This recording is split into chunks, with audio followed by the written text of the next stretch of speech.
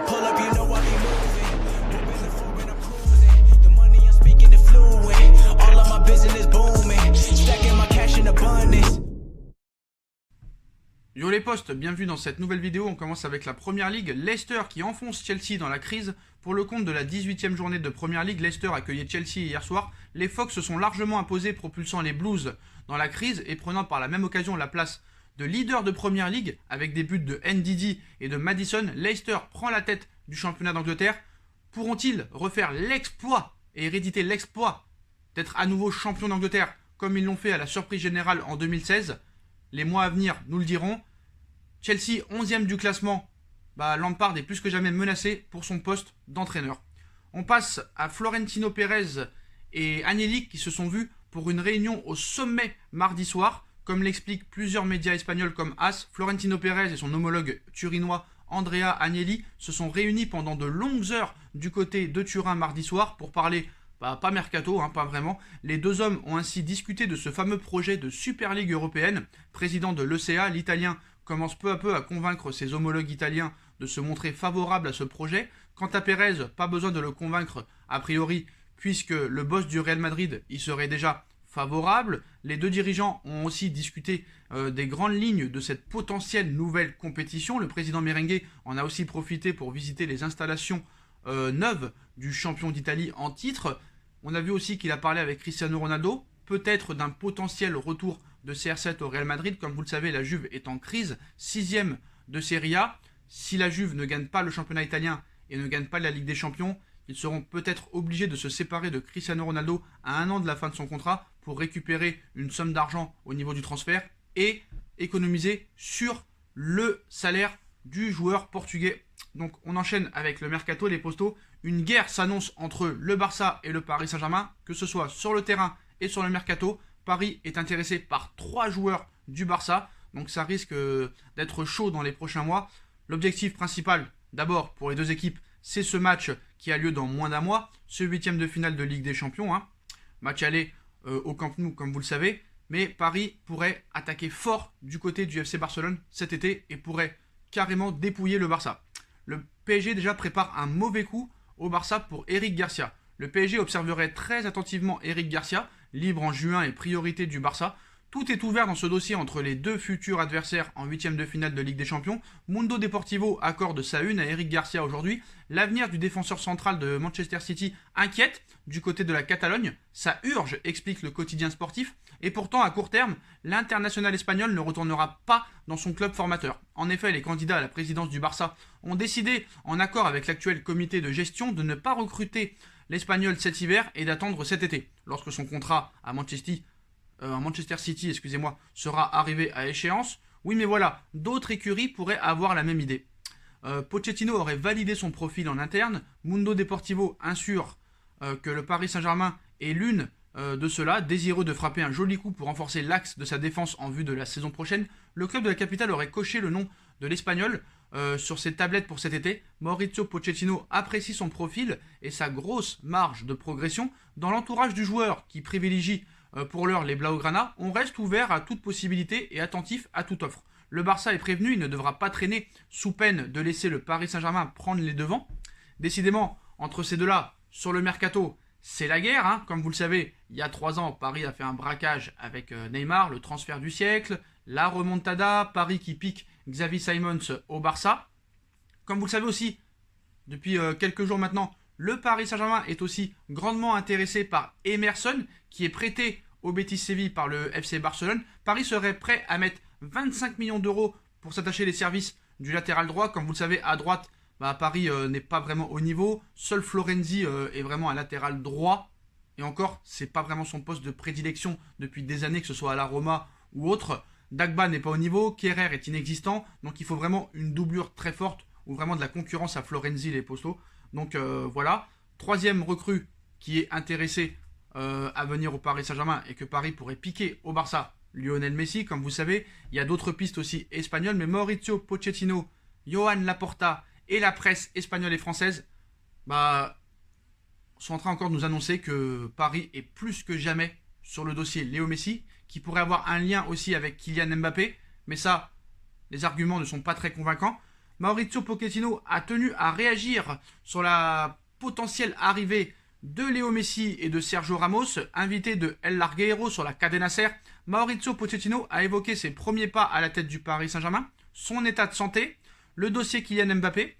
L'Argentin n'a pas non plus pu éviter les questions au sujet des rumeurs annonçant Léo Messi et Sergio Ramos du côté du club de la capitale. Il cite « Je ne veux pas parler de Léo Messi parce que ce que je dirais prendra une dimension énorme de l'extérieur. On ne voit qu'une petite partie de ce qui se passe vraiment. Sergio Ramos, j'insiste, notre responsabilité est énorme lorsque nous parlons de joueurs d'autres clubs. Il faut montrer du respect et ne pas créer de situations qui pourraient être mal interprétées. Il faut avoir une éthique professionnelle et être très strict. A-t-il lâché, bottant ainsi en touche? Alors là, je suis désolé. Sur les propos de Pochettino, ça en dit long. Quand il dit « Je ne veux pas parler de Léo Messi parce que ce que je dirais prendra une dimension énorme de l'extérieur », ça veut dire qu'il est au courant de quelque chose. Et quand tu vois les propos de Neymar après Manchester, quand tu vois que Leonardo en rajoute une couche en disant qu'ils seront prêts à faire une offre, Messi qui ne dément pas, Nasser qui ne dément pas sur le plateau de Cyril Hanouna, mais là, vraiment, on est très proche. On est très proche, les postos. Donc, on poursuit d'abord avant de revenir sur le dossier Léo Messi. Mauricio Pochettino a réagi aussi sur le cas clairement, a clairement pris position dans le dossier Kylian Mbappé. Il a été longuement interrogé en Espagne ce mardi soir. Le nouvel entraîneur du PSG n'a pas pu éviter aussi les questions au sujet de l'avenir de Kylian Mbappé. La sortie de Leonardo dans les colonnes de France Football a fait grand bruit en Espagne. Et si en Catalogne, on s'inquiète de l'appétit aiguisé du Paris Saint-Germain pour Léo Messi, du côté de Madrid, l'optimisme concernant une possible arrivée de Kylian Mbappé au Real Madrid est reparti à la hausse. Invité de l'émission El Larguero sur les ondes de la Cadena Ser, Pochettino, nouveau coach du PSG, a pris clairement position concernant l'avenir de son attaquant international tricolore. Le club travaille pour prolonger les joueurs importants et Kylian a un potentiel énorme à 22 ans. Quel entraîneur ne voudrait pas de Kylian Mbappé? A-t-il lâché? L'Argentin a ensuite poursuivi, tentant de calmer les ardeurs espagnoles en citant « Les informations se croisent d'une manière incroyable et tout est sorti de son contexte. Kylian est content ici. L'autre jour, il a simplement manifesté sa frustration de ne pas avoir marqué. Le club doit l'aider, lui et les autres, pour qu'ils prennent du plaisir, a-t-il tempéré avant de poursuivre. On verra ce qui se passe. Il aime être ici, a-t-il expliqué au sujet du champion du monde 2018, qu'il l'a reçu à bras ouverts comme Neymar et compagnie. Ils m'ont accueilli à bras ouverts, ils sont ouverts à un nouveau discours. Je ne peux que les remercier de la manière dont ils se sont comportés. Neymar, Kylian, Keylor Navas, Marquinhos, Di Maria, Verratti. Ça a été une grande surprise de voir à quel point ils sont humbles, a-t-il conclu. Le message est passé. Donc quand tu résumes et tu regardes un petit peu entre les lignes les propos de Mauricio Pochettino, il est plus confiant d'une arrivée de Léo Messi que d'une prolongation de Mbappé. Moi, c'est ce que je lis entre les lignes, les postos. D'ailleurs, il a aussi dit des phrases choc par rapport aux ambitions du Paris Saint-Germain, que ce soit en Ligue des Champions. Donc, sur la prolongation d'Mbappé, il rajoute le club fait un effort pour renouveler les joueurs importants. Voilà, il est clair que Mbappé est un joueur à potentiel énorme. C'est clair, l'objectif est de gagner la Ligue des Champions. Ils n'ont pas à me le dire. Ici, ils rêvent de ce titre. Voilà, donc les pions sont lancés. Je pense que avant qu'il signe, on lui a clairement dit que l'objectif était de gagner la Ligue des Champions, sachant que Paris est finaliste en titre. Donc s'il veut faire mieux, c'est gagner cette Ligue des Champions, les postos. Alexandre Ruiz, journaliste à Beansport, a assuré aussi qu'il y a bien des contacts entre Messi et le Paris Saint-Germain. Et voilà, on en vient. Est-ce que l'arrivée de Messi conditionne un départ de Kylian Mbappé? Parce qu'on est en train de nous expliquer que c'est pas possible d'avoir les trois de devant. Sport, ce matin, met en une adieu Mbappé, bonjour Messi pour le Paris Saint-Germain. Donc, quelle est clairement l'avancée de ce dossier? Parce qu'il ne faut pas écouter tout et n'importe quoi. Voilà, déjà ça c'est sûr. Alors, quelle est la vraie condition pour que le PSG tente Messi? Parce que Sport, c'est bien ce qu'ils nous disent. Mais c'est pas vraiment la réalité des choses. Voilà. Depuis les déclarations du directeur sportif du PSG sur le cas Léo Messi, toute la presse catalane ne parle que de l'intérêt prochain du club français pour l'Argentin. Rappelons que ce dernier sera en fin de contrat en juin avec le Barça et que depuis le 1er janvier, il est autorisé à négocier avec n'importe quel club. Ce matin, face aux relances de Leonardo, le quotidien Sport explique que le PSG ne pourra pas recruter Léo Messi si Mbappé reste. Voilà. En effet, face aux menaces du fair play financier, le PSG ne pourrait pas se permettre d'avoir plus de 2 énormes stars en même temps au sein de son effectif selon le média, de quoi lier les destins de Messi et Mbappé pour les prochains mois, surtout si le Français ne prolonge pas rapidement son contrat avec le Paris Saint-Germain. Donc en soi, ça n'a rien à voir. Déjà, Paris a fait beaucoup d'économies sur les salaires d'Edinson Cavani, Thomas Meunier, Thiago Silva. Il y aura des ventes à coup sûr. Paris veut dégraisser. Alors c'est vrai que Leonardo a avoué dans France Football qu'il était plus doué pour attirer des joueurs, que ce soit au niveau prêt, au niveau stratégique, que de vendre des joueurs. Mais voilà, l'objectif c'est de virer Bakker, de virer Kurzawa, de virer Dagba, de virer Kerrer. Il y aura peut-être 2 ou 3 ventes au milieu de terrain. Draxler va partir et Paris va économiser sur son salaire. Bernat, on ne sait pas s'il va rester.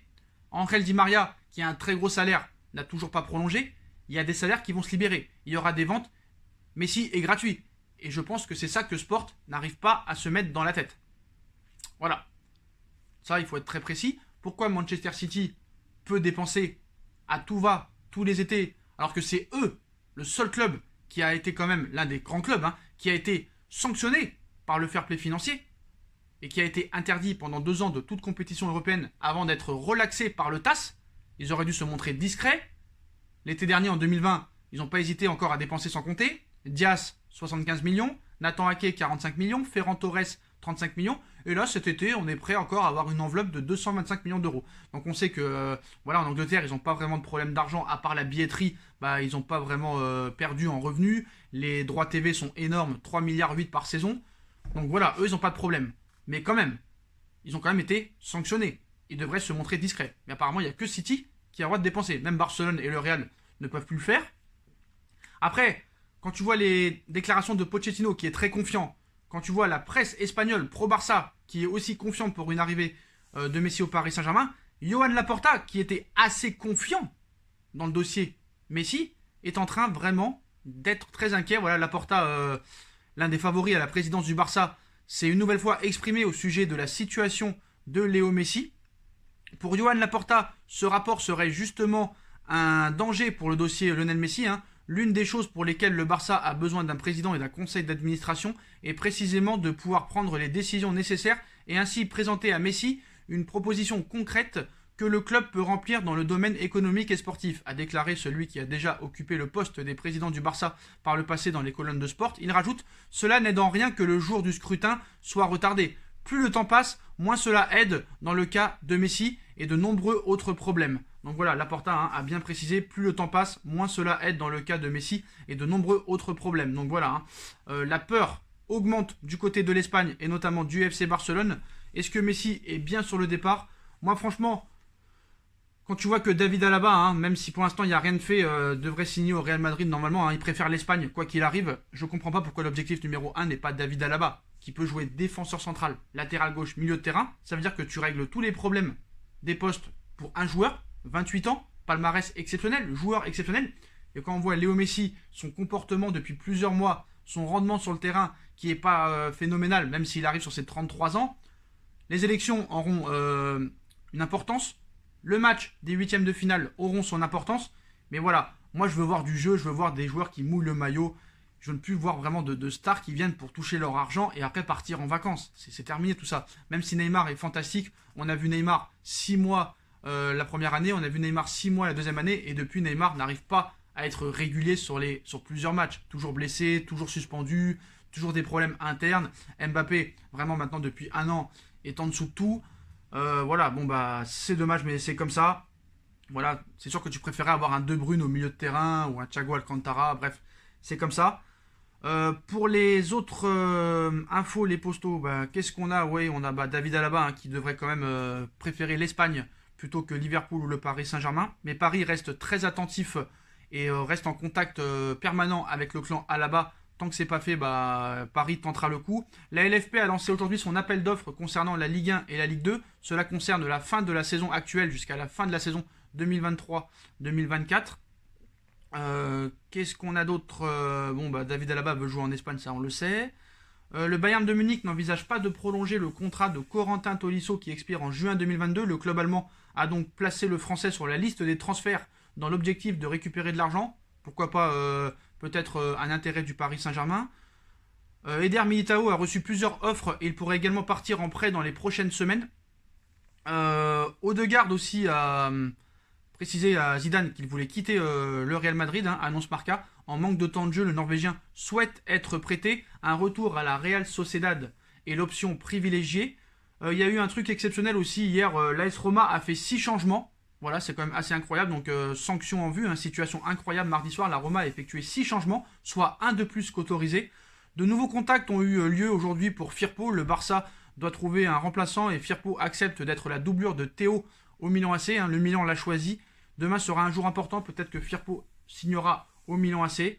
Donc voilà les postos, hein. Vous avez toute l'actualité de cette matinée, les postos. Dites-moi en commentaire ce que vous en pensez. Je compte sur vous pour bombarder la barre de like. On like, on partage, on commente, on s'abonne. On active la petite cloche pour être tenu au courant des vidéos qui vont sortir.